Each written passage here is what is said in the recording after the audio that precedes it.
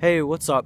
It's Phoenix, and today I'd like to talk a little bit about the notion of limitations and what that means for me, for my philosophy, and for life in general. I have been doing very well, and I suppose this is partially because I have accepted my limitations, or at least am in the process of doing so. Limitations are an interesting concept in my philosophy. When I first started engaging with traditional philosophy, I was very taken in by the notion of libertarian free will, and I was especially taken in by Sartre's philosophy of freedom and transcendence and stuff like that. Very inspired by it and moved by it because it basically represented what I was looking for and searching for, which was 100% freedom. But often I was taken aback by criticisms of Sartre, as an example, or even notions of free will existing at all, such as by the arguments of Sam Harris or other new atheists, for instance. I was very puzzled by these limitations, and I wasn't sure what to do with it. I mean, why couldn't we just all believe that free will existed and that it was the best thing in the world that we could have, because it gave us freedom to be able to do the things that we sought in life? I was very taken aback by these very pessimistic views, and so I had to think about it very seriously. And this was all while I was writing my philosophical treatise, my second philosophy work called In Defense of the Mind, which was dealing a lot with notions of the potential of the mind and what the mind can accomplish, and how I had developed my notion of infinite potentiality, which is the idea that the mind can perceive of anything and that it can conceive of any thought or possibility.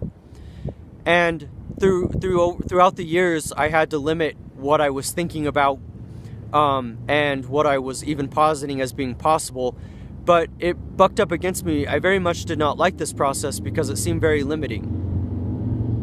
I suppose by definition, thinking of what's limiting and how much I didn't like it, but how it was nonetheless inevitable and how I dealt with it as I needed to, but how I didn't like it, and the reason why I had the cognitive dissonance was because it was such an unpleasant idea to me, and it seemed so counterintuitive to what I was trying to posit about what was possible.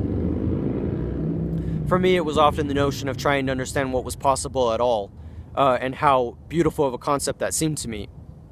Especially when my general thoughts on life was thinking about wonder and all of the things that we could accomplish if only we were willing to try. So I started integrating the feedback, trying to figure out what to do, and it wasn't an easy process. There were a lot of difficulties, in fact, with it. But I was able to come up with a somewhat decent kind of middle way, so to speak, about how it was inevitable that we did have limitations, but how the limitations didn't have to be anything that we feared, or even anything that had to be antagonistic to what we were seeking. So perhaps you could argue that I was searching for a more realism perspective, having a little bit of the grit of our limitations, and I certainly think that's true. And that's what I seek to do, to have a little bit of that realism while also having the wonder as well. That is definitely my process, and I think it's an important part of the process. And I don't think that limitations have to be antagonistic to what we are seeking.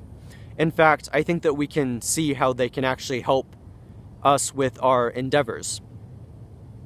This seems counterintuitive at first, counterintuitive to me, but I do think it is a simple notion.